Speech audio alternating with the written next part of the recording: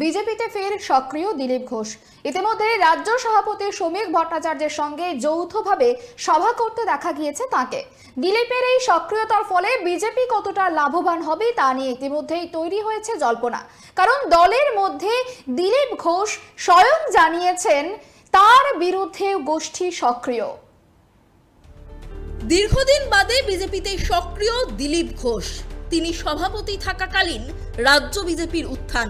18 জন সাংসদ, 77 জন বিধায়ক হয়েছিল তার সময়কালে। পরবর্তীতে অনেক জল গড়িয়েছে। 2024 লোকসভা নির্বাচনে তার আসন বদল হয়, পরাজিত হন তিনি। সেই সময় হারের পিছনে আসন বদলই অন্যতম কারণ হিসেবে চিহ্নিত করেন দিলীপ, এবং তার ইঙ্গিত ছিল শুভেন্দু অধিকারীর দিকে। পরবর্তীতে দীঘায় মুখ্যমন্ত্রীর আমন্ত্রণে যাওয়া নিয়ে বিস্তর জল ঘোলা হয়। পদ্ম শিবিরে ব্রাত্য হয়ে যান তিনি। দীর্ঘদিন পর স্বরাষ্ট্রমন্ত্রী অমিত শাহের রাজ্য সফরের সময় দলের বৈঠকে ডাক পান বিজেপির প্রাক্তন রাজ্য সভাপতি। এরপর ফের সক্রিয় তিনি। রাজ্য সভাপতি শ্রমিক ভট্টাচার্যের সঙ্গে একাধিক যৌথ সভাও করেন তিনি। কিন্তু প্রশ্ন রয়েছে, বিজেপির অভ্যন্তরীণ রাজনীতিতে একাধিক ভর কেন্দ্র রয়েছে।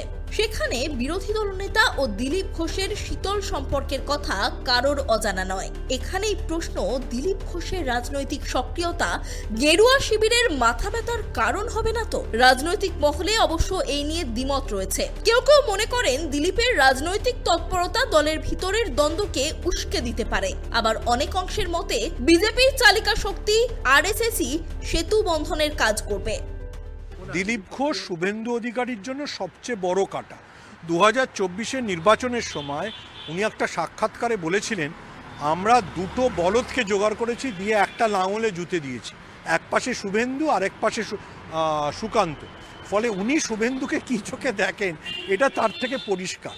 শুভেন্দু দিলীপ ঘোষকে গেরুয়া শিবির থেকে ছিটকে দেওয়ার জন্য যাবতীয় চেষ্টা করেছিলেন, কিন্তু তা সত্ত্বেও আরএসএস এর নির্দেশে দিলীপ ঘোষ ফিরছেন।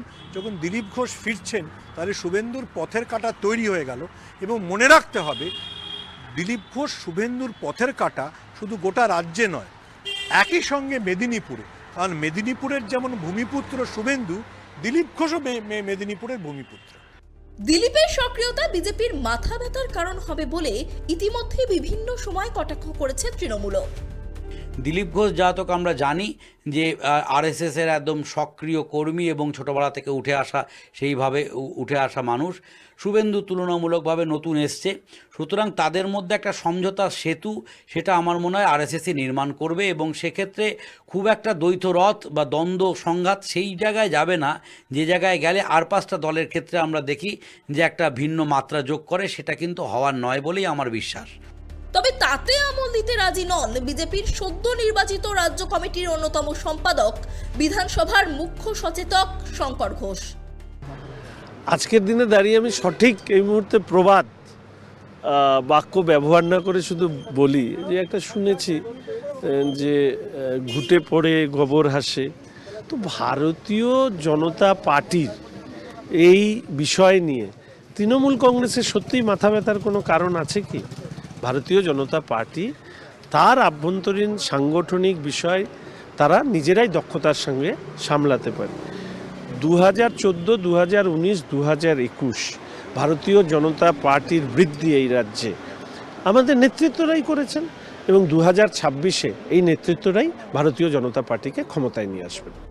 ইতিমধ্যেই খড়গপুর সদর তার পুরনো আসনে দাঁড়ানোর ইচ্ছে প্রকাশ করেছেন দিলীপ ঘোষ। 2016 সালে ওই আসন থেকে কংগ্রেসের জ্ঞান সিং সোহম পালকে পরাজিত করে জায়েন্ট কিলার হিসাবে সংসদীয় গণতন্ত্রে আত্মপ্রকাশ করেন তিনি।